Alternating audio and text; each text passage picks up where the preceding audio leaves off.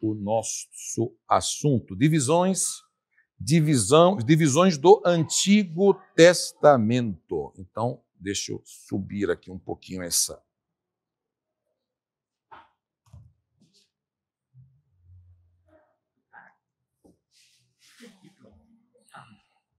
Bom, os 39 livros do Antigo Testamento são classificados em 4 grupos, tá? O primeiro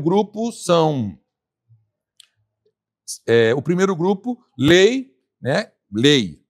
São 5 livros, Gênesis, Êxodo, Levítico, Números e Deuteronômio. Essa primeira divisão ela também é conhecida como Pentateuco ou como 5 rolos.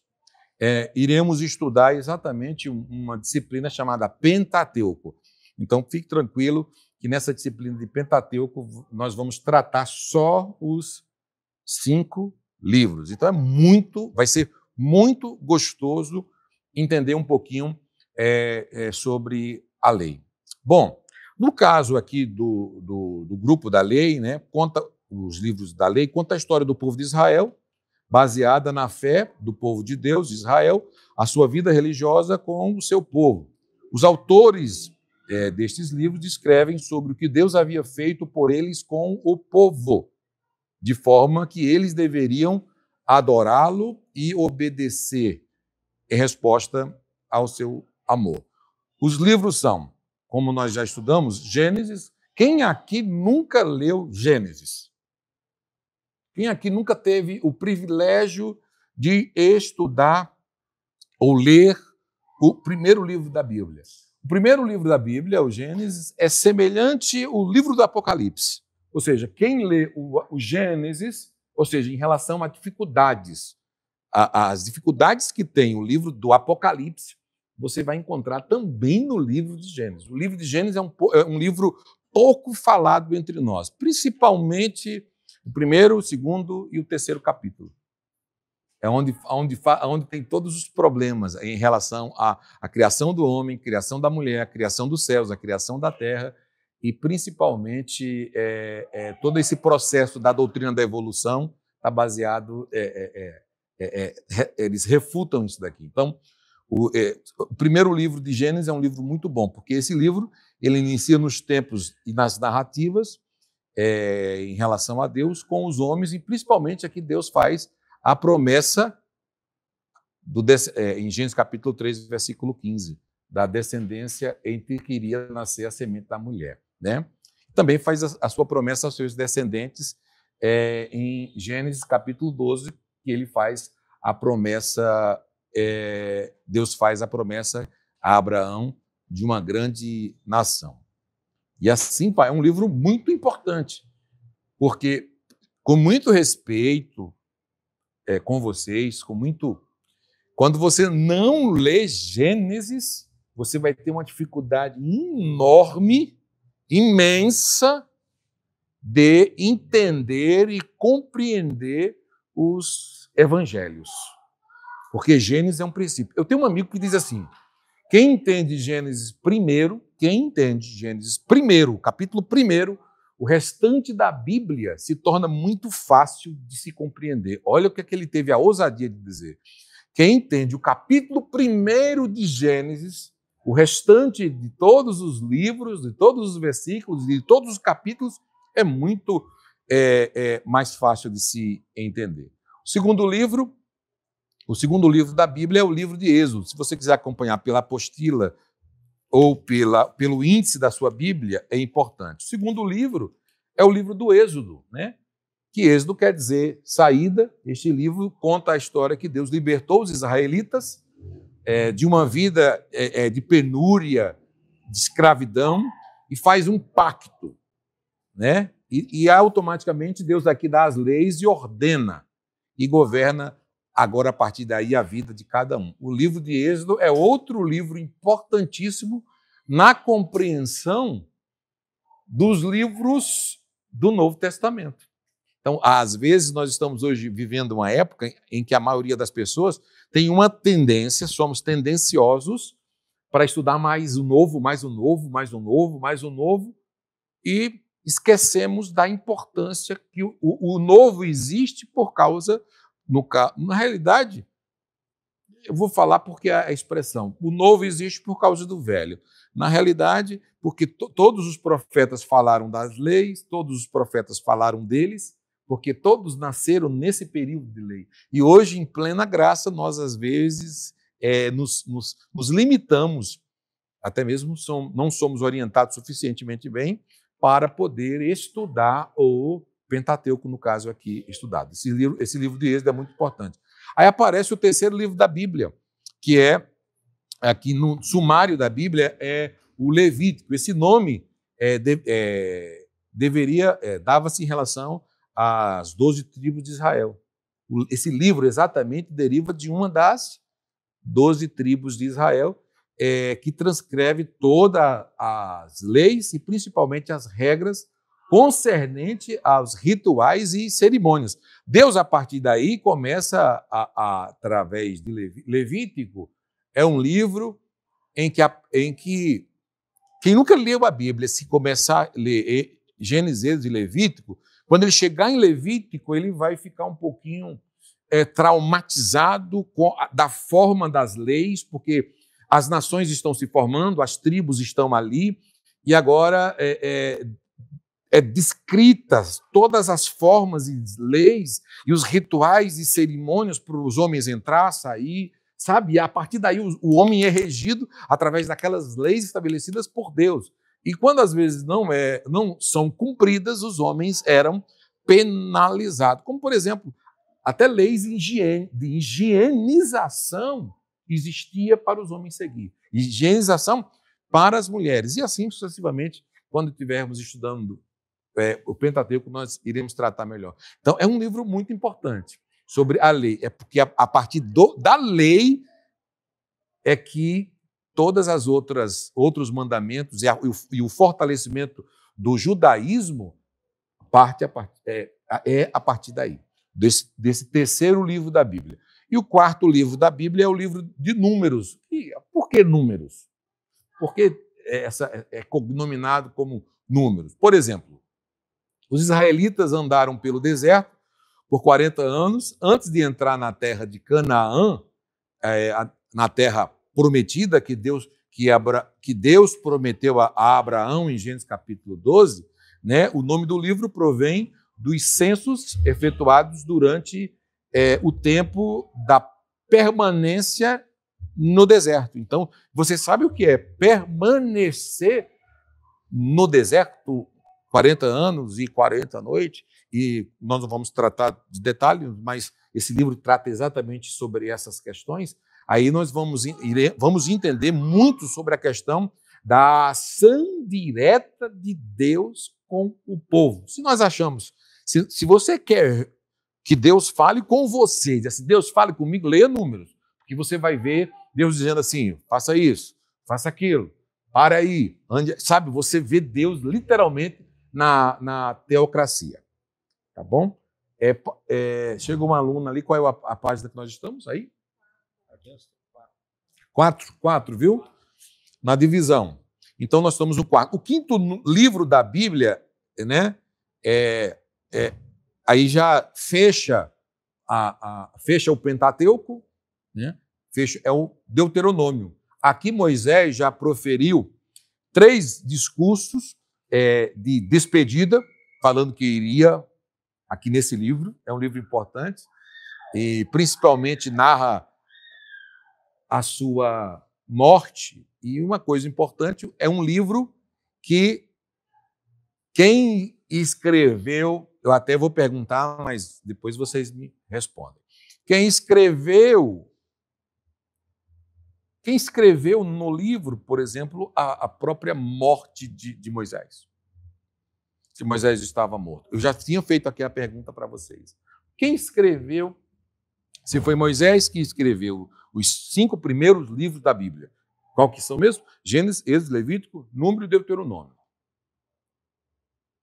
Né? Então, antes Moisés proferiu 3 discursos de despedidas poucos antes da sua partida nele, né? Ele repousou com seu povo todas as leis para o povo israelita, e o nome do livro tem uma ideia de repetição, como se fosse, tipo assim, Deuteronômio, como se fosse segunda lei. Eu não sou muito a favor que a primeira é a primeira e não existe segunda, mas dá uma ideia.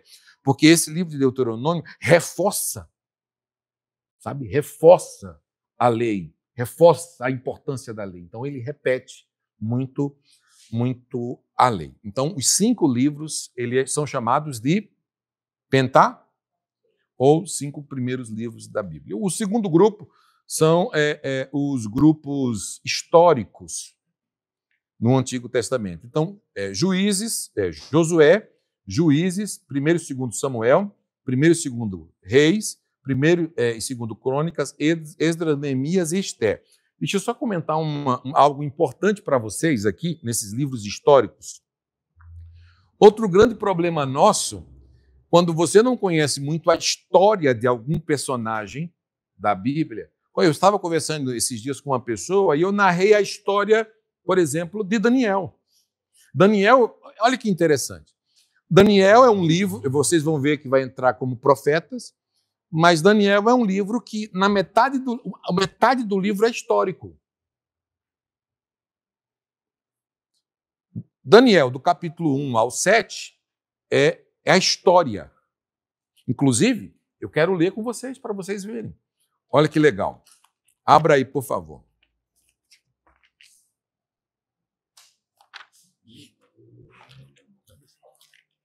Caneta na mão. Daniel está onde? Depois de Apocalipse, como que está a localização dele? Ezequiel. Ah, boa ideia. Ezequiel, você, por exemplo, para lembrar, você pode lembrar o antes e o depois, né? Ezequiel e Moisés. Exatamente. Então, deixa eu fazer aqui Abra aí em Daniel, capítulo 1, por favor. Livro do profeta Daniel. Olha que interessante. Já aqui, logo na nossa introdução da nossa aula. Não precisa ler, não. Eu quero só ler as epígrafes com vocês, os títulos. Ó. Livro do Daniel, capítulo 1. Daniel e outros jovens hebreus na corte de Nabucodonosor. História, obrigado. História. Certo? Estão me acompanhando? Deixa eu tomar aqui um café. Eita, sem açúcar é muito bom. Glória a Deus. Bom, aqui é o quê? É história. Capítulo 2, só o título, igual nós estudamos na aula passada. O sonho do rei é interpretado por Daniel. Ele começa a interpretar o sonho. Ele aqui ainda está falando de história. O capítulo de número 3, a estátua de ouro que o rei Nabucodonosor levanta, conta a história da estátua. Ainda é história. E está entre os livros proféticos. É isso? Capítulo 3. Capítulo 3. Agora, Daniel, capítulo 5. Capítulo 4, perdão. Perdão, capítulo 4. Rapaz, o pastor, esse café aqui não tem para ninguém, não, viu? Meu Deus do céu.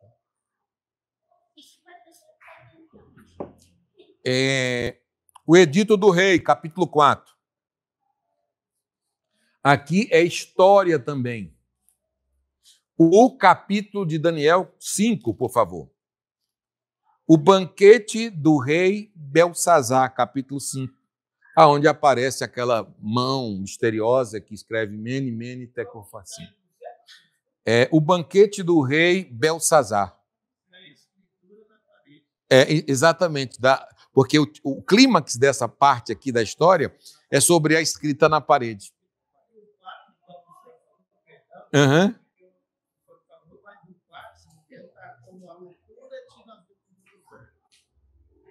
Tá vendo? Aquela aula passada que nós conversamos da importância dos títulos. Graças a Deus, olha aí, você já está observando, entendeu?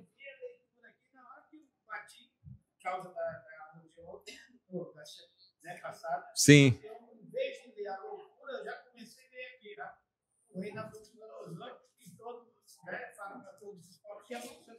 Exatamente.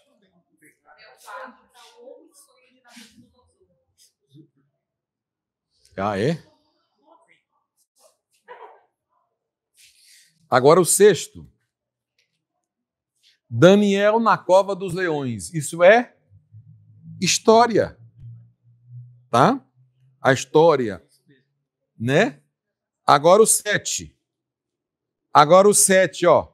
Agora a partir do 7. Olha o 7, o que é que o 7 diz? Opa, aí já começa a ser exato. Ó, o que é que o 8º diz? A visão de um? Ok. O que é que o 9 diz? Exatamente. O que é que o 10 diz? Dos últimos dias. É profético, escatologia. E o que é que o 11 diz? O Império Médio Persa. E o versículo 12? O capítulo? Os últimos dias. Escatologia. Então, a metade do livro é histórico e a metade do livro é profético. E, nesse caso aqui, ele entrou como, na classificação dos livros, ele entrou como profeta maior. Não é profetas maior. Tudo bem? Marque isso aí, que é muito importante, porque como é que um livro... imagina só, um livro ele não é só profético, ele é metade história e metade profético. É bom. Se for as duas, ainda é melhor ainda. Metade profético e metade histórico. Então, aí, o que é que eu digo para vocês? Olha aqui no óculos do professor. Quando ler do capítulo 1 ao capítulo 6, cuidado. E quando ler do 7 ao 12º, dobre a atenção. Porque não confunda a história com profecia, nem profecia com história. Senão acabou sua pregação e sua interpretação. Tudo bem? Isso é interessante. Então, não é à toa que colocaram na divisão ele como mesmo a história entrou como profecia, como profeta. Tá bom? Bom, sobre a questão dos livros históricos, nesse caso aqui, né, dando continuidade aqui na apostila, dramatiza a história de Israel no período teocrático, né, sobre o regime dos juízes, no período monárquico, sobre o regime dos reis, e no período pós-cativeiro, sobre Esdras e Neemias. O 6º livro da Bíblia é Josué. Né? Vamos acompanhar aqui, volte aqui para o seu índice, por gentileza. Josué. Josué foi um líder por excelência, assumiu após a morte de Moisés, e tudo conta que quem escreveu, acredita-se que foi Josué, a morte de Moisés. Tá? Então, ele foi um grande líder do exército de Israel, assumiu uma liderança depois de Moisés, não é para qualquer um. Né? Então, em suas vitórias, ele teve várias vitórias sobre os cananeus, e o livro termina com a destruição da terra entre as 12 tribos de Israel. Então, Deus deu muita sabedoria para esse homem. Então, o livro de Josué é um livro muito importante para você fazer uma leitura, e é o 6º livro da Bíblia. Muito importante. História. Quer se localizar no futuro? Veja a história. Tá bom? Agora, o 7º livro da Bíblia é o livro dos juízes. Né? Por exemplo, nesse caso aqui, os israelitas frequentemente desobedeciam. Deus dá os 10 mandamentos. Quando a lei entrou em evidência, quase 3.000 pessoas morreram. Agora entra um período em que Deus coloca sobre o povo juízes para exatamente julgar as causas, julgar as nações e julgar o povo. Então o povo frequentemente errava, caía nas mãos dos governos, né, tirânicos, principalmente as nações caíam nas mãos de outras nações, e Deus aí enviava os juízes para livrá-los dessas opressões, etc., que precisava, porque ali Deus estava usando, fica à vontade, os juízes nessa época. Agora, o 8º livro da Bíblia aqui é o livro, na sequência, é o livro de Ruth. Esse livro é um livro, assim, sensacional de ler, porque ele fala do amor, da dedicação de Ruth para com sua sogra Noemi, e é o tema central do livro. Se eu perguntar aqui para vocês, por exemplo, vocês vão me falar exatamente o que ela falou para a sogra. Não vai lembrar? Teu Deus é teu povo. Eu vou. Seja com ela, se ela tivesse falado que Deus a matasse, se ela não fizesse todas essas Exatamente, que ela está prometendo. uma promessa, né? Exatamente, um livro, se você quiser entender por que o Messias nasceu, foi a partir daqui. Entendeu? Da genealogia, importantíssimo, e às vezes nós não nos conectamos com esse... Lembra que eu tenho sempre comentado com vocês sobre... nós precisamos se conectar entre amor e leitura das Escrituras. Por quê que na primeira aula, até hoje, eu passei para todos vocês esses pequenos exercícios e eu ainda não zerei, eu ainda não finalizei?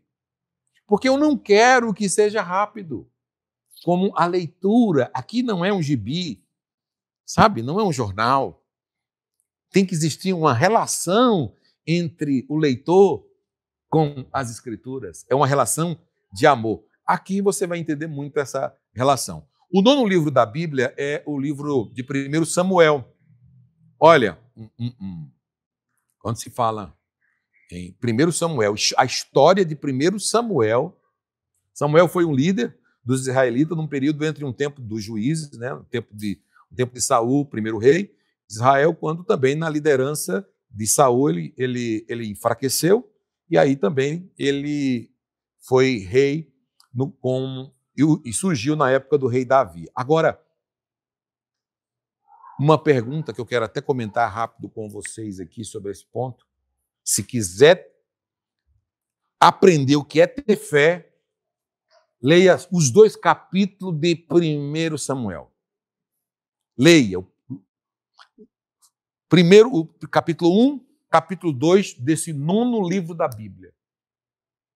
Leia, porque eu estou só dando um parâmetro geral aqui, um panorama rápido de todos os livros. Mas leia esse livro. Só o capítulo 1 e o capítulo 2. Leia aí. Muito obrigado. E você vai ver que sensacional.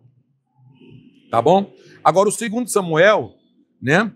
2 Samuel, que é o 10º livro da Bíblia, no reinado de Davi aqui, a nação se tornou-se forte e unida. Davi foi um dos melhores reis que Israel já teve.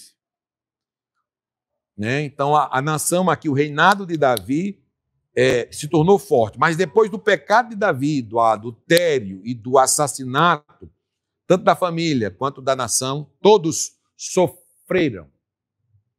Agora, nunca esqueça o que eu vou falar. O único nos 60... Esse é o 10º livro da Bíblia. Mas de todos os outros livros da Bíblia, em toda a história da Bíblia, nenhum rei foi ungido rei 3 vezes. 3.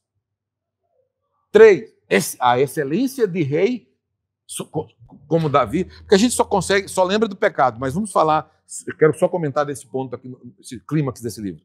Davi foi ungido rei. Me ajudem. Na casa de seu pai, existia rei, e ele unge rei, e já existia rei. Não vamos tratar isso agora. Ele unge ele rei, o pai tenta talvez esconder, o menino estava lá trabalhando no meio das ovelhas, e Davi, ele era fedentino. Fedentino. Isso não é um palavrão. Vê aí o que significa fedentino no dicionário. Fedentino.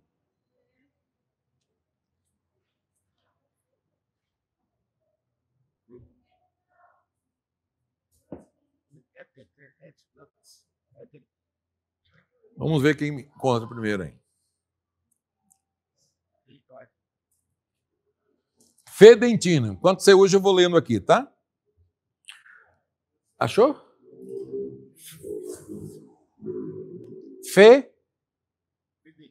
Isso. Obrigado. Tá a mesma coisa aí? Cheiro repugnante. É tipo assim, é impregnado, por mais que você tome banho, por mais que você se lave, era impregnado nele. Sabe o quê? Cheiro de ovelha. Isso. Depois, quando nós estivermos nos Salmos, eu vou explicar para vocês o relacionamento de Davi com as ovelhas. Mas depois. Fedentino. Cuidado, não olha para ninguém, não. Se avisa. O 11º livro da Bíblia é o primeiro, é o 2 Samuel, né? O reinado de Davi eu já comentei, e o 11º livro da Bíblia é o Reis, primeiro Reis, né? Começa com o reinado de Salomão, agora já em Israel, e depois da morte do reinado, o reino se dividiu em guerra civil contra o norte, contra o sul, e o resultado foi o nascimento de duas nações, Israel do norte e Judá, que nós vamos estudar sobre isso daí, que gerou um problemaço. O 12º livro da Bíblia é o 2 Reis. Israel foi conquistado pelos assírios em 721 a.C. Judá perdeu a guerra contra a Babilônia, olha aí, em 586 a.C. Esses eventos são vistos como castigo do povo por não haver seguido as leis de Deus.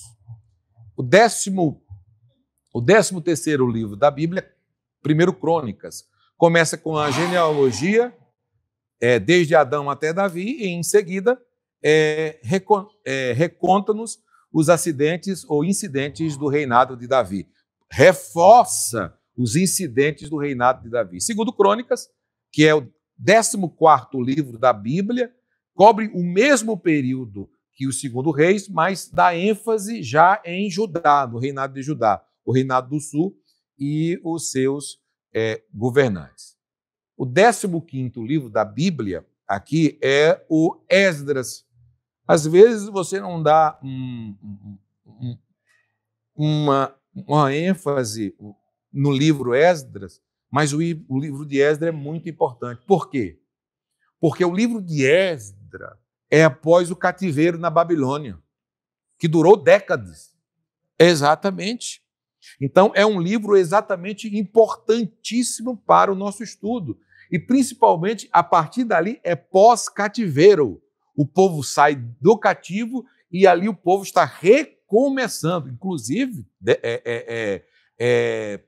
o povo de Deus retorna a Jerusalém e um dos líderes é Esdras. Esse livro mostra com retidão, né, exatamente, o que Esdras fez em relação ao povo e fez o povo seguir e honrar novamente as leis de Deus.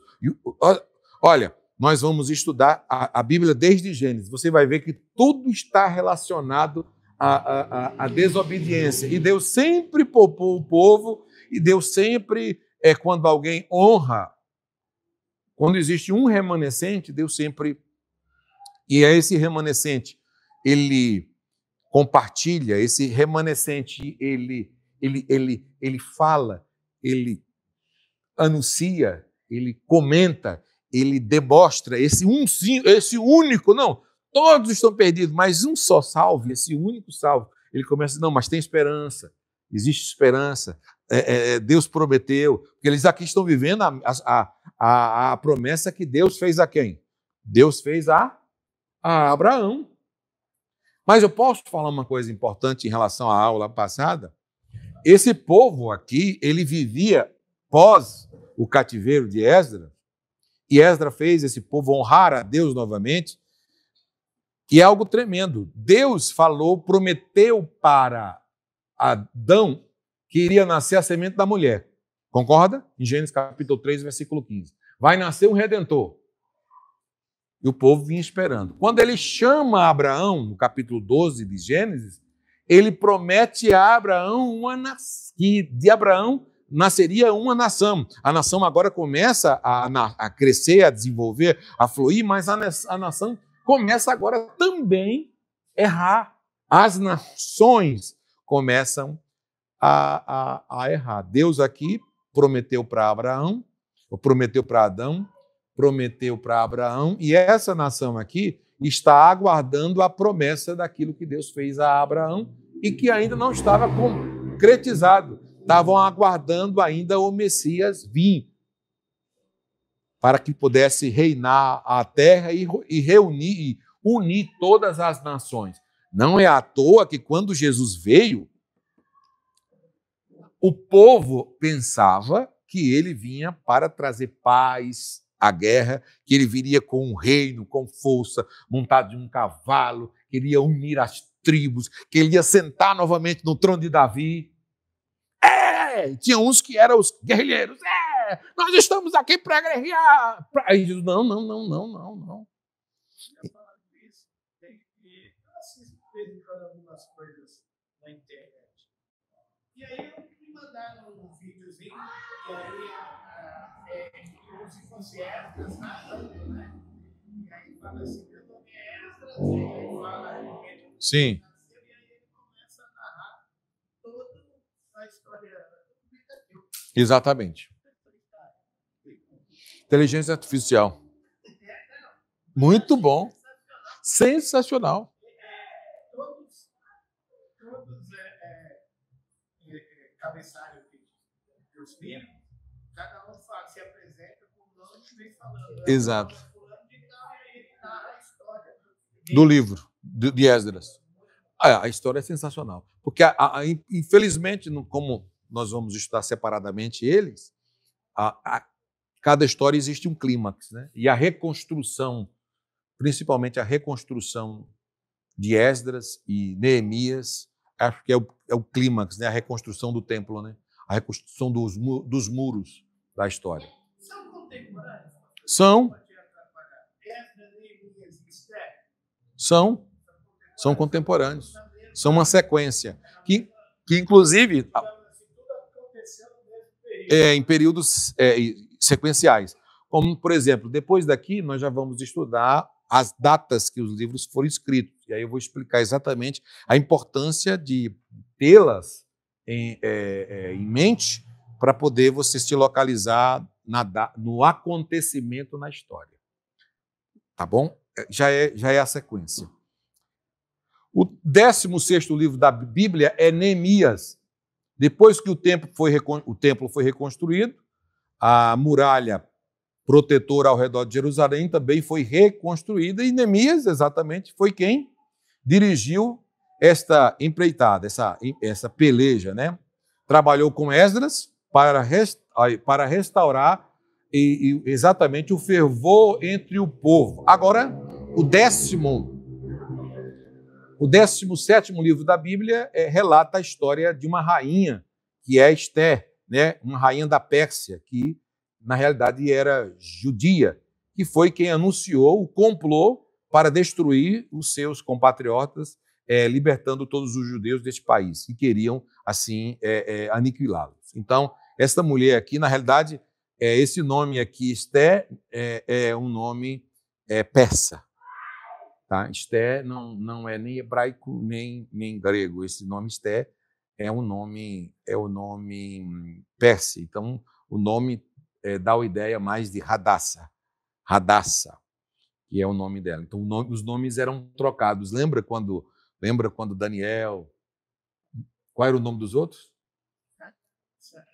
Vocês estão lembrando só do apelido, só do nome que foi trocado. Misael... Os 3 nomes. Olha, mas por que é interessante lembrar? Porque todas as vezes que uma nação, no caso principalmente de Jerusalém, Misael, Azarias e Ana.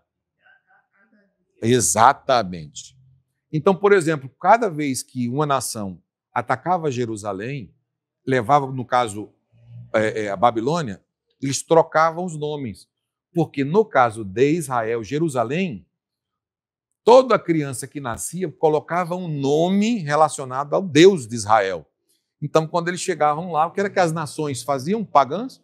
Trocavam o nome, mudavam o nome literalmente. Então, aí o que é que acontece? Às vezes você coloca o nome do seu filho de Mardoqueu. Às vezes você coloca Ananias, Azarias. Né? Aí já faz parte. Agora, se você colocar os nomes pagãos, muda. Então, nós temos até que ter esse cuidado. O nome de Daniel foi trocado. Exatamente, foi Beltesazar. Né? Então, olha só, o nome que glorifica a Deus foi trocado por um Deus um Deus pagão. Depois nós vamos tratar sobre isso. Até isso tem importância. Nesse caso do livro do livro de Esté, tem uma curiosidade rápida, que é um livro que você não encontra Deus, o nome Elohim. Você vai no original e não encontra a expressão Elohim, Deus, sabe? Lembra na aula que eu falei, o Antigo Testamento não tem a palavra fé. Aí nós vamos lá, não tem a fé, marca aí, mas em Abacuque existe, mas tem a ação da fé. Aqui é um livro em que você vê a ação, Esté não tem a expressão Deus, porque o período é pós, principalmente, dessa rainha. Estavam escravizados.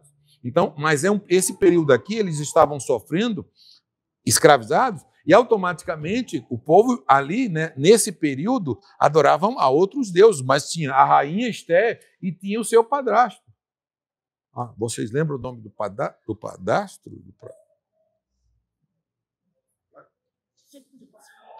Era um rapaz que ficava na porta. Exatamente. Exatamente. Tá bom? Então, o que acontece? Ele ficava, exatamente, ele era que cuidava dela. Então, quando nós formos estudar sobre parâmetros de teologia do Antigo Testamento, aí nós vamos entrar na história, aí nós vamos... tá bom? Vai ser muito legal. Mas você vê a mão de Deus no livro. O terceiro grupo são os poéticos. Pode vir na apostila aí, por exemplo. Né? Os poéticos. São 5 livros poéticos. Jó, Salmos, Provérbios, Eclesiastes e Cantares de Chilimon. São conhecidos também como poético ou devocionais por conter. Está aí na apostila. Um drama poético, poesia lírica, didática poética, idílios poéticos, didáticas filosóficas. Agora, olha só, olhem aqui para mim. Olhem aqui para mim. Eu não vou... corta aqui para mim.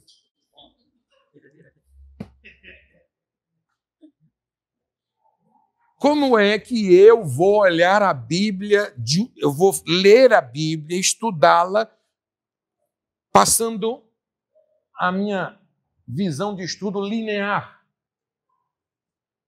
A Bíblia tem gênero literário. Como é que eu vou ler uma poesia? Da mesma forma de uma profecia. Por exemplo, Você me ajude aqui, os mais novos aqui. Você vai em uma programação de uma famosa aí, de cinema, aí você procura os gêneros que te agradam. Ação, sangue, guerra, pá, pá, pá. Ali tem, aqui tem. É os livros históricos. Fá, tchá, fu, fu. O Senhor é o Senhor da guerra. É claro. Tem gênero de terror, gênero de romance, gênero infantil, gênero gospel, gênero drama, gênero suspense, músicas, comédia. Você vai lá naquilo que te satisfaz no gênero. Romance, só romance. Aqui. Entendeu? Você vai ler cantares e que tem didáticas filosóficas, você fica maravilhado. Tem gente que não lê cantares na igreja porque fala, já vou comentar.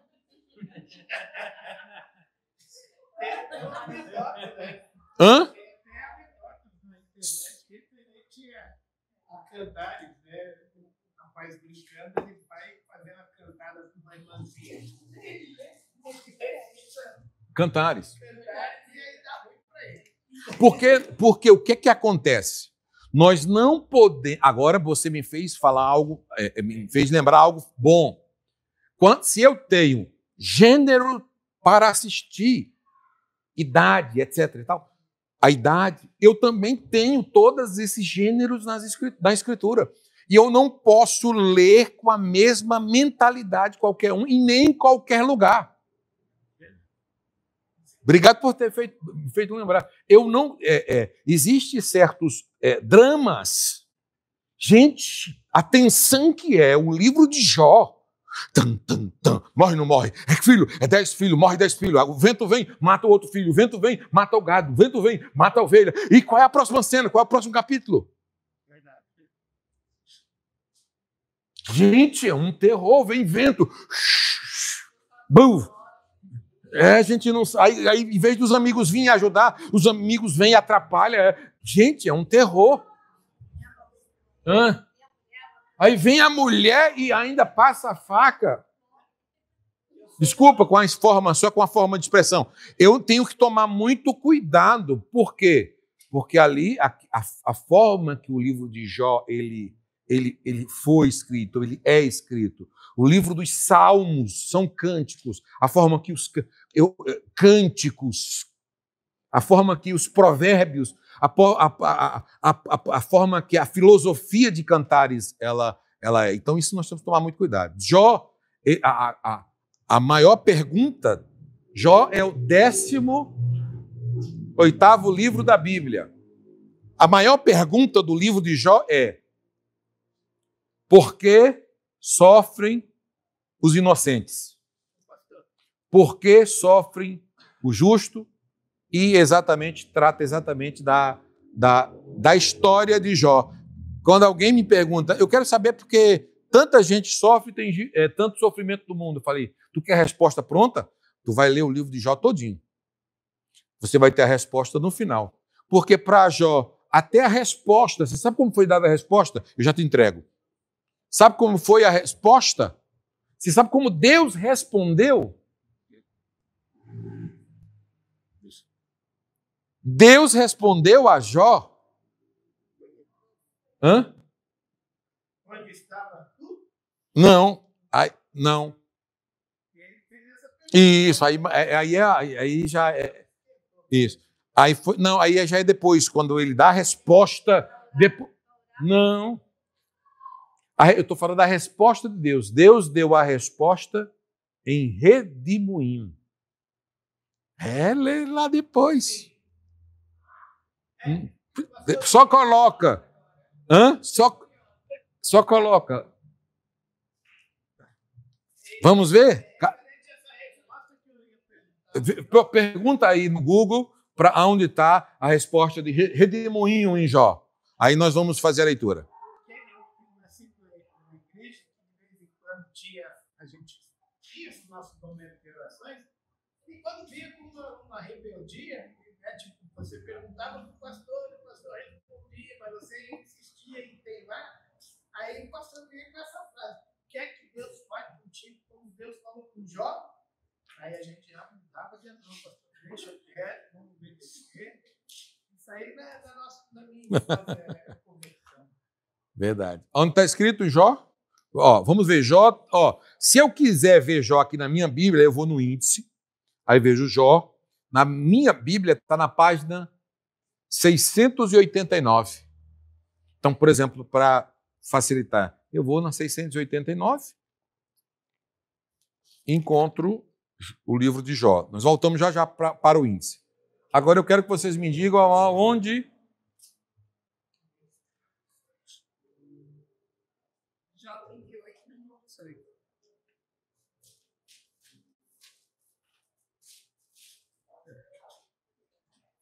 O que respondeu, por gentileza? Muito bom.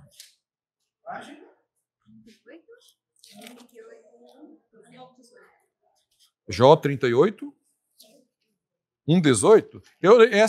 Essa eu quero ler para vocês. Vocês deixam eu ler? De novo, o texto, 38, 1 ao 18. Mas eu quero só a resposta. Eu quero só a resposta no redemoinho.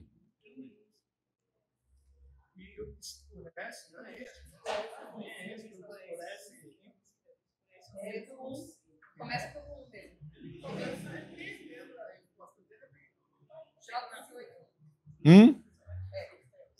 É Jó 38:1, é só o versículo 1.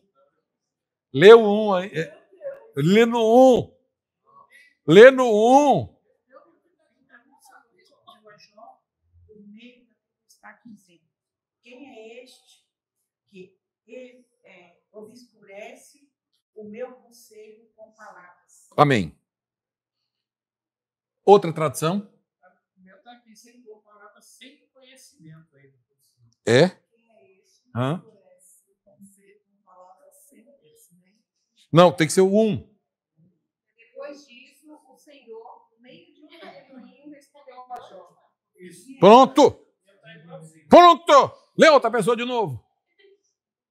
Como está o seu, irmã? Sim?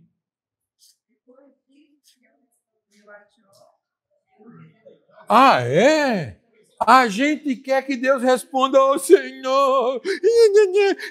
Vem acalma o meu coração. Acalma meu coração. Eu vou agitar tudo e responder. Desculpa, gente. Em meio de tudo que ele estava vivendo, falou: Senhor, vem agora e responde como o Senhor respondeu a Elias. Veio o terremoto para Elias. Depois veio o maremoto, depois veio o vento, e Elias dizia, e Deus não estava no terremoto, e Deus não estava no vento. Aí depois veio uma voz para Elias, bem suave, e disse: onde tu estás, Elias? Por que tu estás aí, Elias? Bem suave. Aqui, Deus responde diferente, cada ocasião é uma ocasião, cada profeta é um profeta. Não é da mesma forma que Deus vai responder a todos igual. Aqui, em meio a tudo que ele estava vivendo, ele poderia, mesmo que Deus respondesse a ele em algo na maresia. Depois disso, o Senhor respondeu a Jó de um redemoinho. Deus responde de um redemoinho. Eu nem vou entrar em assunto porque... Né? Depois disso, no meio da tempestade, o Senhor deu a Jó seguinte.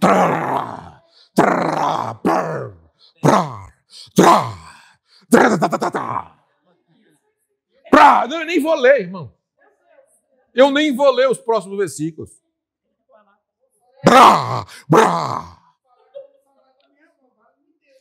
Vale-me Deus. Eu sou Deus, Jó. Imagina. Meu Deus. Aí você diz, mas eu não quero que Deus fale assim. Então fique tranquilo. Quer que Deus fale, leia Jó. Por isso que eu falei. Lembra no início da fala? Quer que Deus fale com você? Pega o livro de Jó, lê ele todinho. Você vai ver Deus falar com você. Literalmente. Porque agora não diga assim, meus... Aí você vai dizer, eu pensei que eu sofria. O 10º, agora vamos para o índice, por gentileza. O 19º livro da Bíblia é os Salmos. Tá? Na realidade, gente, o Jó é o 18º. O 18º livro da Bíblia é o livro de Jó. É o 19º Salmos. Agora aqui são 150 hinos de orações que foram usados pelos judeus para expressar sua relação com Deus. Abrange o campo das emoções, e principalmente da alma, das emoções humanas. Fala de alegria, fala de fúria, fala de esperança e tantas outras coisas. Fala de desespero. Então, quando eu leio os Salmos, cuidado. Por isso que, por exemplo, está cheio de pessoas. Por exemplo, eu vi um monte de gente, assim, quer uma palavra boa, procura Salmo. Sabe? Porque é hino. São hinos. Nós vamos estudar isso depois. São hinos. Então, como interpretar hinos e como pregar? Ali os hinos são cantados. Imagina 91 cantado. Imagina o Salmo 1 cantado. Salmo 2 cantado. Salmo 150 cantado. Salmo 180 tem? 180? Não, só tem 150. Então são louvores. Então quando você for estudar um salmo, pregar um salmo, nós temos sempre um problema seríssimo em estudar salmo.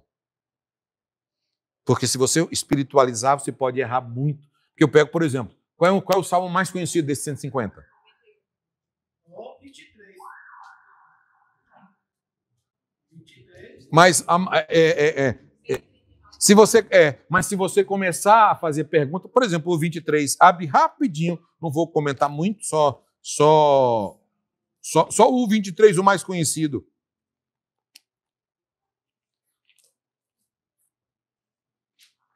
O 23 está antes de Macabeus ou depois? Tá, é verdade. Por exemplo, esse salmo, por exemplo, a forma de ler o livro de Salmo, a primeira coisa que eu tenho que ter em mente é que são hinos. Inclusive, as Bíblias antigas tinham sempre uma palavra. Você lia o Salmo e dizia, sela. Ali é uma pausa na música. Imagina, antigamente não tinha versículo, nem capítulo, não era separado, não era dividido. Toda música tem uma pausa. Se eu não me engano, a James é assim. Eu acho que a minha parece que tem. Porque precisa ter para exatamente eu identificar. Então, eu louvor. Agora, imagina só você pegar esse livro aqui de louvores. Então, pega a harpa cristã. Cadê a harpa cristã? E vai pregar a harpa cristã.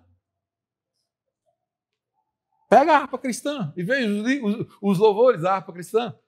Puras pregações.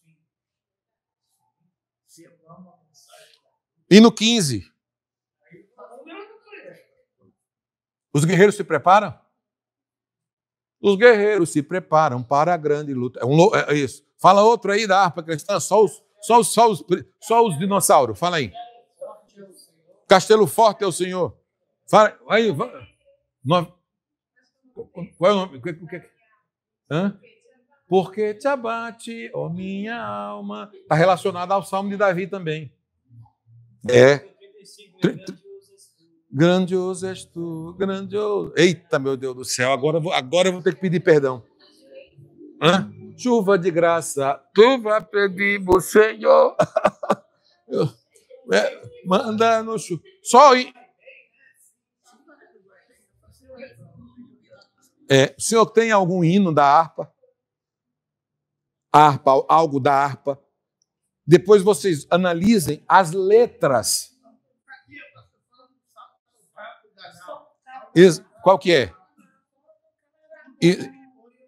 Põe o remo na mão. E navega com fé. São hinos cristocêntricos. Cristocêntricos. O que é cristocêntricos? São hinos onde Cristo é o centro de tudo. Não é como os louvores de hoje, onde o homem é o centro de muitas coisas. Rude cruz se erigir dela dia por vir. Plena paz e santo gozo tem em ti, ó meu Jesus. Então é sensacional. Então, quando você olhar, os 150 salmos são louvores. Tudo bem? Agora, o 20º livro da Bíblia é Provérbios, tá? É um livro escrito de sábios, com sábios ensinamentos éticos, e tem um sentido comum sobre viver em uma vida corretamente. Provérbios é muito bom, tá? Lê Provérbios. O 21º é Eclesiastes. 21º, Eclesiastes. Eclesiastes trabalha em busca da felicidade e dá um sentido à vida. O autor, como filósofo, faz a pergunta são perguntas que são válidas até hoje, né?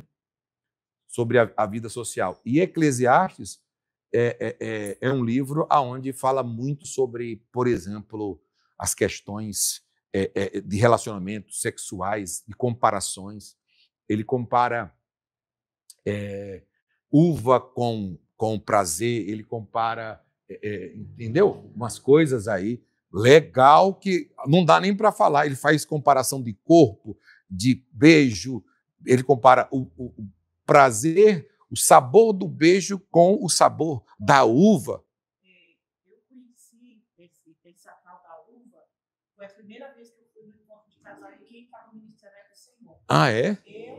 Verdade. Foi muito amor e caído, foi uma coisa assim que abriu a minha visão sobre o casamento, né? E eu, daquele dia, eu me apaixonei nesse negócio de encontro de casal. Entendi.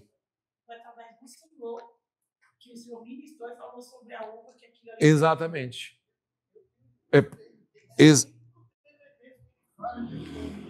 Exatamente. O que ela está comentando é que eu comentei no encontro exatamente sobre, no caso que ele faz a comparação do prazer, o prazer do beijo, o prazer do corpo, a sensação dos hormônios.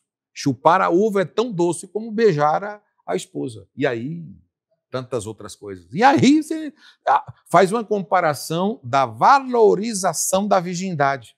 Coisas, sabe o que é? A valorização da castidade. Ele dá uma valorização a uma fonte selada. Uma coisa assim muito bacana de se estudar, que hoje até mesmo não se trata tanto. O 22º livro é o Cântico dos Cânticos.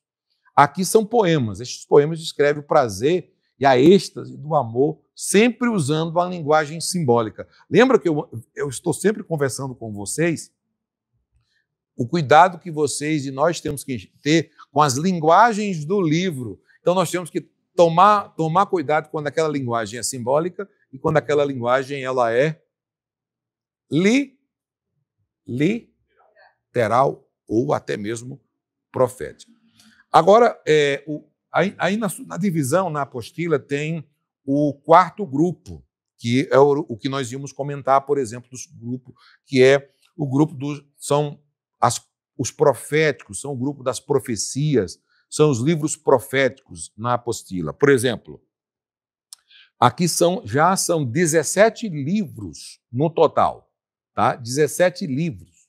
Sabe o que é 17 livros de profecia? Como interpretar a profecia? Nós saímos agora de poesia, de livros filosoficamente falando, livros poéticos, livros históricos. Agora, como interpretar agora e estudar esses livros agora que têm essa conotação do tom de profecia para uma nação e também para o futuro? Então, exige o quê? Realmente um estudo, paciência, tempo. Você sabe qual é o pior tempo para o falso profeta? Você sabe o que é o maior problema para o falso profeta? Recoloco a minha a minha pergunta. Sabe qual é o pior problema para o falso profeta? O tempo. Porque ele profetiza e não chega nunca. E quando chega, não acontece o que foi profetizado. Então, exatamente. Exatamente. Aqui, nesse caso aqui que nós vamos estudar sobre os profetas, os livros proféticos são livros de profetas que profetizaram para a nação, no período que viviam, para o seu povo, e profetizaram para coisas que vão acontecer no futuro, que aconteceram na época, que aconteceram na época de Jesus, e que estão acontecendo hoje e que vão acontecer no futuro. Como entender esses detalhes? Olha a importância, mas tenha calma. Tudo tem a regra e nós iremos sequencialmente estar estudando. Esse grupo de profecias são divididos entre profetas maiores e profetas menores. Quer já na cara aqui fazer uma pergunta? Sim. É essa pergunta que eu queria mesmo que fizesse. Aqui, na Bíblia hebraica, não existe aqui profetas maiores e profetas menores. Todos são profetas. O que diferencia aqui, para poder facilitar, foi exatamente o quê? A maior escrita. Entendeu? A maior escrita. Quem escreveu mais, quem escreveu menos. A quantidade de capítulos, a quantidade de versículos. Essa é a regra mais usada.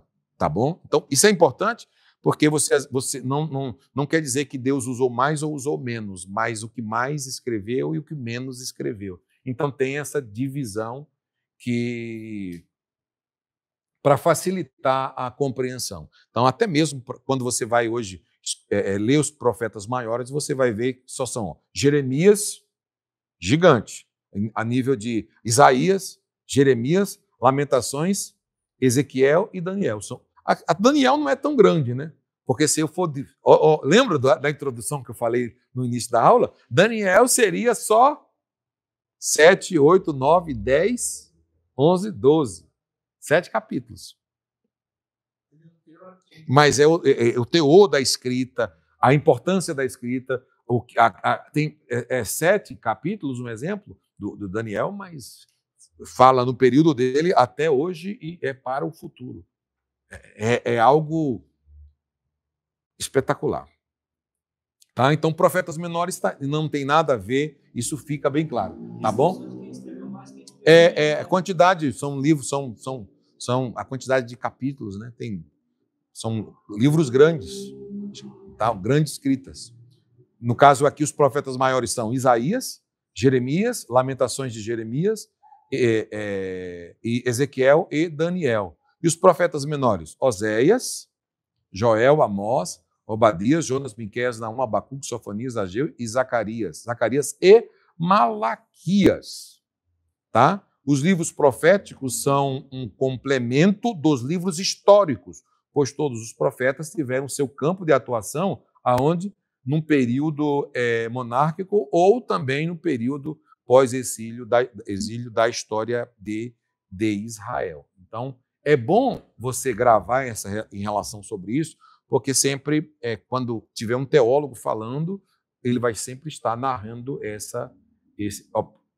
Daniel, Isaías. Por que Isaías é um profeta maior? Isaías, no caso aqui, é o 23º livro da Bíblia. Isaías, né? A mensagem que Isaías traz é uma mensagem do juízo de Deus às nações e indicou o futuro rei ele indica o futuro rei, Davi, né? E prometeu paz e tranquilidade, etc. Então, Isaías, quando você lê, quando lemos também no livro de Isaías, ele é conhecido como o profeta messiânico, porque no livro do profeta Isaías nós vamos encontrar exatamente a profecia do Cristo sendo morto na cruz. Tá bom? O 24º livro da Bíblia é Jeremias. Muito antes da Babilônia ser destruída, Judá e Jeremias previu a justiça de Deus, mesmo sendo quase a totalidade da sua mensagem sobre a destruição do reino de Deus. Tá bom? O 25º livro da Bíblia é Lamentações, tais como Jeremias havia previsto, Jerusalém tornou-se o quê? Cativa de quem? da Babilônia. Esse livro registra o lamento da cidade, a lamentação do sofrimento, o povo dizendo, Deus volta, tipo, volta a glória, volta o lamento do povo escravizado, o lamento. Aí Deus levanta um profeta chamado Ezequiel, que é o próximo profeta, Ezequiel é o próximo profeta, Ezequiel e Daniel, que são contemporâneos. O Ezequiel é o 26º livro da Bíblia, e a mensagem de Ezequiel foi dada aos judeus cativos, quem estava cativo. Ezequiel estava com o povo cativo. Daniel, que já é o 27º livro da Bíblia, Daniel já manteve-se fiel a Deus e também ele recebe as visões. Ele foi cativo também na Babilônia, só que a diferença das profecias de Daniel é que, olha que interessante, corta aqui para mim. São contemporâneos, só que um está junto com os cativos e o outro está no palácio. Quando você lê Ezequiel, você vai dizer, meu Deus, o que é isso? Que loucura, que livro, nem vou comentar muito. O livro de Ezequiel, sabe? As visões que ele dá em relação à situação que o povo estava em pecado. A situação que o povo estava é as revelações que Deus dá a Ezequiel. E no mesmo período, Deus dá revelação para quem?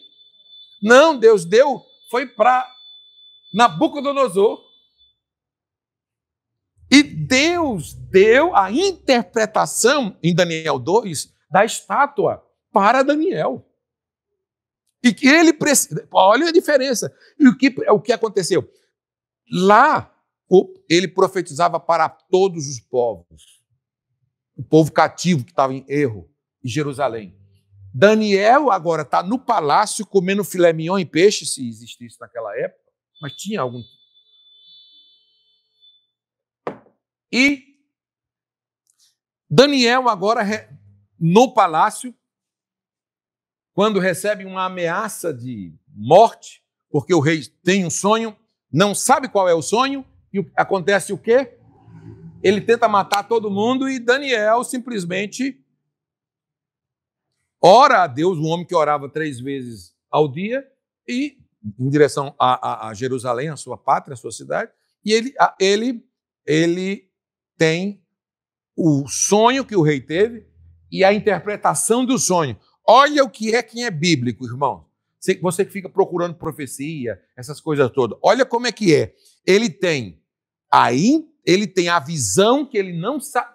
O rei chegou e disse, eu não sei qual que é, vou matar todos os sábios, todos os adivinhos, todos os astrólogos, todos vocês. Eu quero que vocês me deem um sonho. Mas eles disseram, me deem um sonho e nós damos a interpretação. Eu falei, eu não sei qual foi. Não tem ninguém que possa.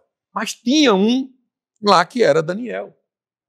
Aí Daniel chegou e nos disse assim, não, conte-nos um sonho. Daniel chegou e disse, o teu sonho foi este, ó rei. Nem vou falar, quando tu estavas assim.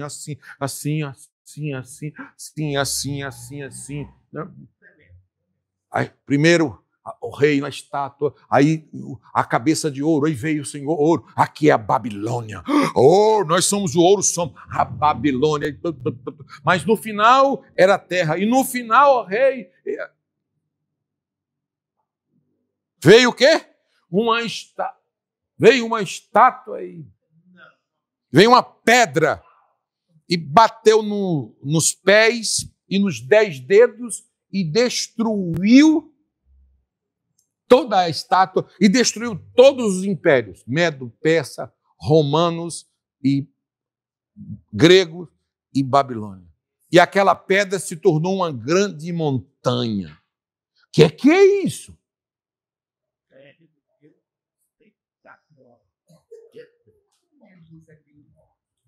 É o livro do profeta Daniel. E isso naquela época. Essa linguagem lá é? Que linguagem é essa? Isso é profecia pura, hein, gente? É considerado por alguns como o Apocalipse Velho Testamento, né? Do capítulo 7 ao 12 é Apocalipse. Eu só não quero entrar nesse assunto. Entendeu? Do 12 do 7 ao 12 é o Apocalipse do Antigo Testamento. Eu só não vou entrar nele agora para mim tentar terminar aqui o Antigo Testamento, para darmos sequência na próxima aula. Se eu chegar aqui para vocês e dizer assim, vamos abrir as nossas Bíblias no Apocalipse do Antigo Testamento, Daniel. Oséias é o 28º livro da Bíblia, Oséias. Saiu e usou, Oséias usou a lição de sua dedicação à sua esposa, mesmo enfrentando sua infidelidade, para ilustrar o adultério que Israel havia cometido contra Deus com o amor fiel de Deus pelo seu povo. Gente, vou falar uma coisa aqui para vocês, viu? Esse Deus, ele é tremendo. Olha, eu não vou entrar aqui no detalhe, mas ele usa a esposa, manda ele. Olha.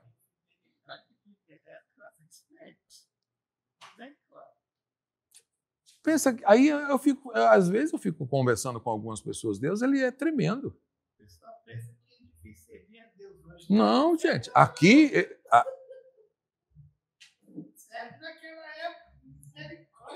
O 29º é Joel.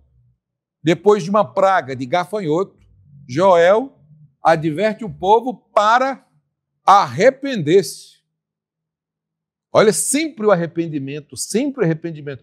Por isso que uma grande maioria das pessoas não gosta de ler o Antigo Testamento, porque Deus sempre tratava com o pecado direto do povo. O 30º livro da Bíblia, Amós, durante o tempo da Judéia, durante o tempo de prosperidade, este profeta da Judéia era um dos líderes juízes de Deus, um homem muito bom. O 31º livro da Bíblia é Obadias. Obadias profetizou o juízo que recairia sobre Edom, um país vizinho de Israel. 32º livro da Bíblia, livro de Jonas, o livro importante na leitura. Jonas não queria profetizar o povo de Nínive, nem que eram inimigos do seu próprio país, quando finalmente levou a mensagem enviada por Deus e eles se arrependeram. Imagina, eu não quero ir. Como é que você decide? Ele fala, você vai.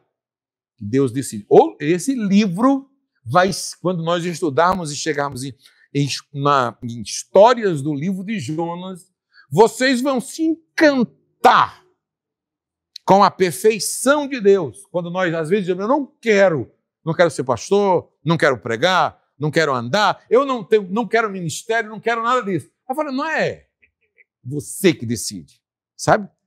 Não é você que decide. Eu vou mover, se eu tiver que mover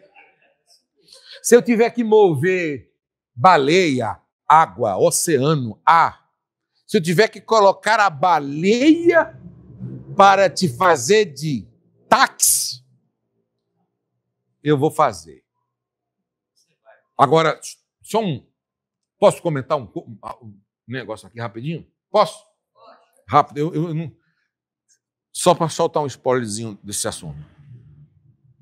Irmãos, Deus sabe o que faz.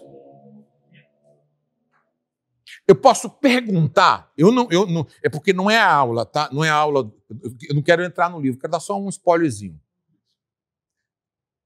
Se o povo todo era inimigo de Israel, os ninivitas eram extremamente violentos, eles matavam qualquer um e eles torturavam, era uma nação ruim, má. E Deus fala assim, vai. Por que Jonas diz que não vai? Que se fosse... Como é que é? Não, ele não. Ele não. Ele disse, eu não, vou morrer. Ele, agora, come on, my friend, stop. Corta aqui. Olha aqui. Olha aqui, isso. Escuta. Mas ele não foi. Mas ele não foi. Quem falou que Jonas foi? Foi Deus que levou. Ele não foi pela vontade. Se Deus chegasse para mim agora, vai lá, sabendo que pegou lá, acaba os pescoços, cortava as pernas. Isso. Agora olha, para nós chegarmos no clímax. Clímax. No clímax do assunto. Clímax é o que chama mais atenção. Se ele não queria ir, ele vai para o barco, né? Acontece o que no barco? Eu não vou.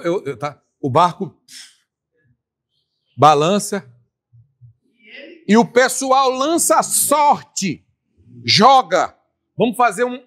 Porque não pode. Tem alguém aqui que está errado. O pessoal lança sorte, aí a sorte, que é a má sorte, cai em jogo. É tu que é o problema aqui. Até no jogo que o pessoal fez no barco, Deus direcionou para ele. Sabe quando Deus... Olha, sabe quando você... Deixa eu falar uma palavra até profética aqui para vocês aqui. Sabe quando nós não prestamos mais nem para pecar? Sabe quando nós estamos em lugar que não é para nós estarmos e Deus usa quem está lá naquele lugar para falar conosco e vocês dizem, mas aqui, até aqui Deus está falando comigo. E Deus sabe o que está falando com você, mesmo você lá naquele lugar que está impróprio, que é na contramão da mão de Deus. Ele estava indo na contramão da mão de Deus.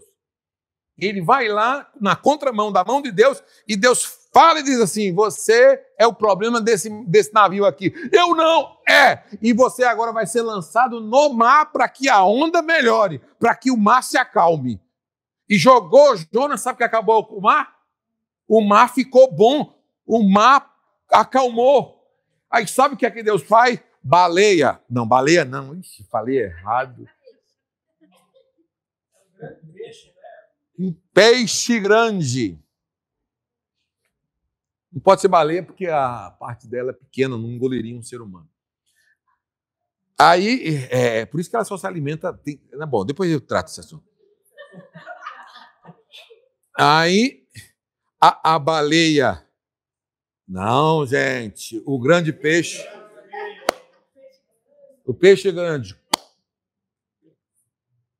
pega Jonas, leva Jonas para dentro dele, ele passa 3 dias lá dentro da baleia, e Jesus usa o livro de Jonas e diz assim, o meu exemplo da minha morte e sepultura, eu comparo a Jonas, que ficou 3 dias e 3 noites dentro do ventre, e no 3º dia ele foi cuspido. Jesus comparou. Para mim concluir, eu vou concluir aqui no livro de Jonas, tá bom? Eu vou concluir aqui no livro de Jonas, aí na próxima aula nós damos continuidade nesse assunto. Ele cuspiu, sabe aonde? Sabe aonde ele cuspiu? Aonde era para ele ter ido. Ele foi contra a vontade, foi cuspido lá. Isso é literal, tão literal que tem uma história que o povo acreditava em deuses e que os deuses dele um dia viria do mar, do oceano, e sairia da boca de um grande peixe, algo mais ou menos assim. Quando os ninivitas viram aquele homem saindo da boca do peixe, a profecia se cumpriu. Aí o que foi que Jonas falou? A profecia se cumpriu, então eu estou aqui para apresentar o Deus de Israel. Aí, entendeu? O Deus de Israel, o Deus verdadeiro, é o Deus criador, o Deus do céu, o Deus da terra. Vocês não precisam fazer sacrifício nenhum. Nínive toda foi sacudida pelo poder de Deus, porque acreditaram no profeta. Então tinha a fórmula correta de Deus usar aquele povo. Tava tudo no... Morria.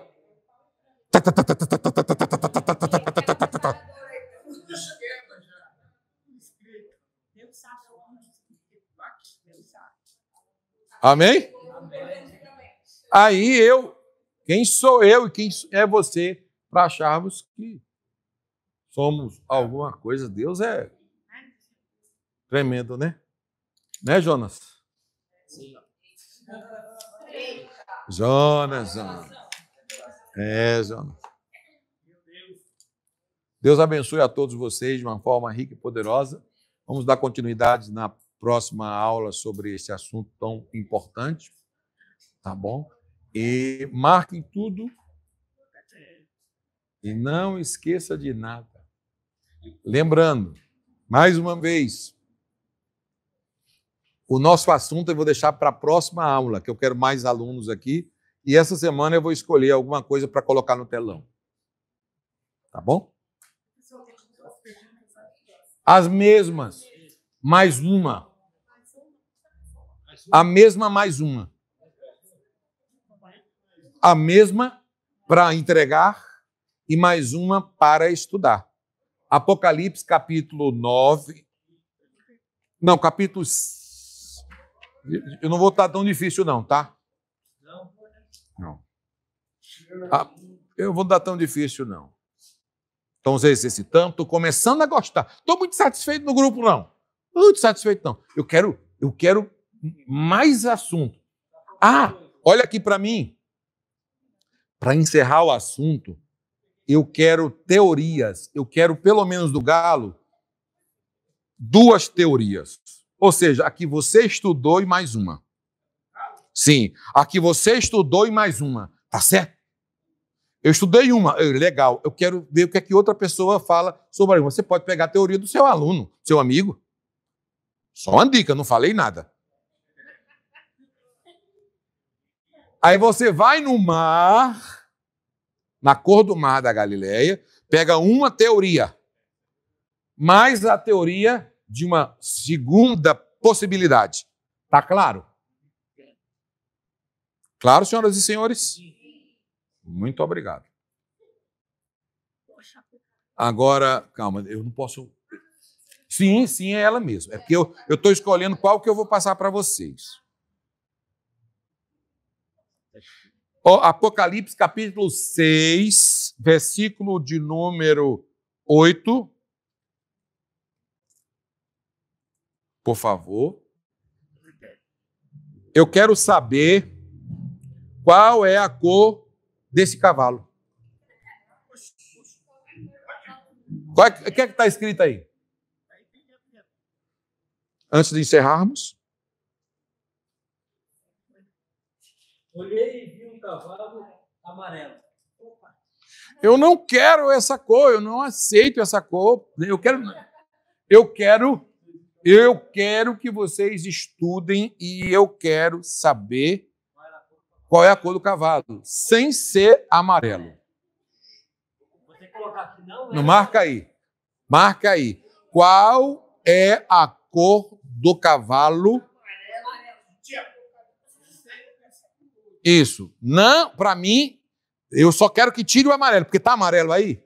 Na sua versão tá amarelo. Cadê o irmão daquela tradução nossa? Tá amarelo também na tradução. Da dele tá amarelo? Tá.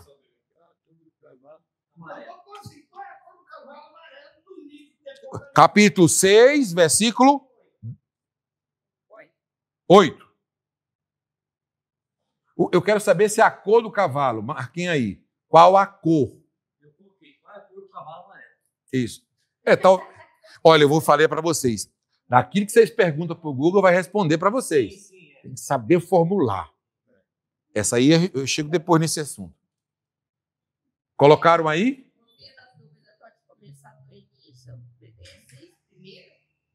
O quê? É. O quê? Então, Não. aqui em cima aqui tem um cavalo vermelho também. Eu não quero saber do vermelho.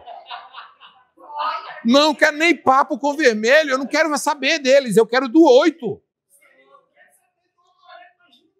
Não quero nada do... Não. Lembra que nós estamos conversando eu estou lendo o panorama de toda a Bíblia para nós e mostrando a importância de cada um. O que foi que nós conversamos aqui hoje sobre o que televisão tem?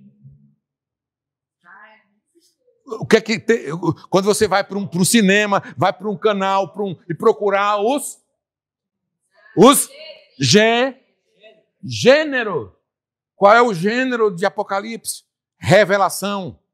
Então, qual é a forma que eu tenho que estudar revelações apocalípticas? Então, não é a mesma forma que nós estudamos? Então, ótimo. Eu só quero saber do 6 e o 8. Olhem para mim, está claro? Não, é para ir para Daniel. Alguma dúvida? Comecem a colocar lá no grupo que vocês estudarem e vão soltando. Não. Não. Já está revelado. Já. Por isso que eu não estou querendo essa tradução. Eu achei aqui no bairro. Hã? Olha. Eita. Eita. Olha aí. Fala de novo, irmã. Me ajuda. Olha aí. Tá bom? Não sei. Tá bom? Olha que legal. Por exemplo, então, peraí ainda. Olhem aqui para mim. Perguntem antes, porque eu estou aqui. Eu não quero a cor amarela. Ponto. Se não tivesse amarelo, qual a cor que estaria lá? Se não fosse baia, qual é a cor que estaria lá? Agora, posso falar uma coisa para vocês? Que isso aqui vai servir para a vida inteira de vocês? A forma que você lê Apocalipse, igual eu estou explicando, muda tudo, cai, abre a cortina. Abre a cortina. Calma. Tá claro? Eu só não quero o amarelo. Posso só dar uma ajudinha rápida? Primeiro cavaleiro. Qual é o primeiro? Não.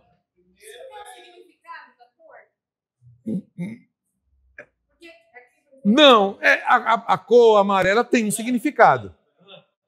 Mas não é só o amarelo que significa aquele... Exato. Vamos ficar sobre os pés?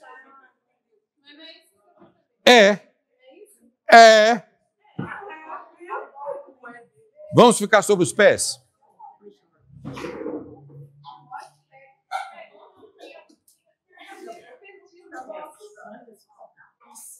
Olhem para mim aqui. O primeiro cavaleiro é o cavalo branco. Não, calma. Ei, gente, vocês também? Olha aqui para mim, para que ansiedade? Fique tranquilo. Nós estamos aqui juntos, nós estamos com vocês e estamos juntos. Fique tranquilo. Cavalo branco. O branco simboliza ali o quê? O branco. Isso. Ali é uma falsa.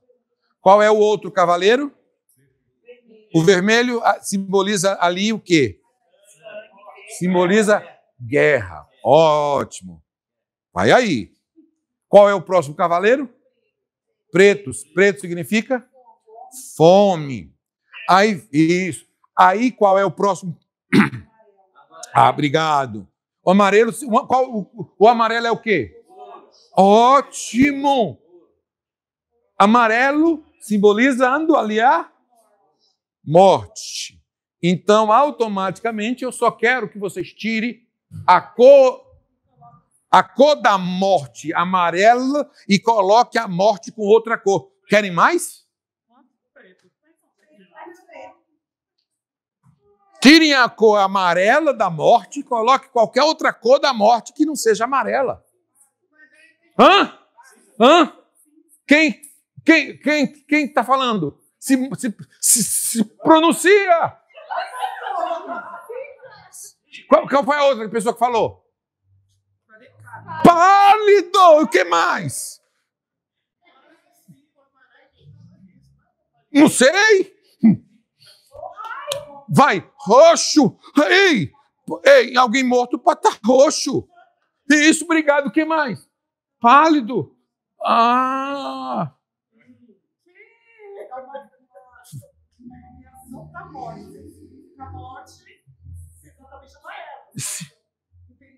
Pálido.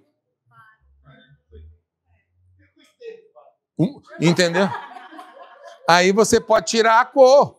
A cor de uma... Eu já vi pessoas quase brancas, mortas. Calma. A cor de uma pessoa morta. Verde. Agora você ficou... Olha aí. De amarelo saiu para verde. Tá vendo? Eita, meu Deus do céu. Obrigado, Senhor. Deus abençoe os alunos aqui em nome de Jesus. Um abraço a todos vocês.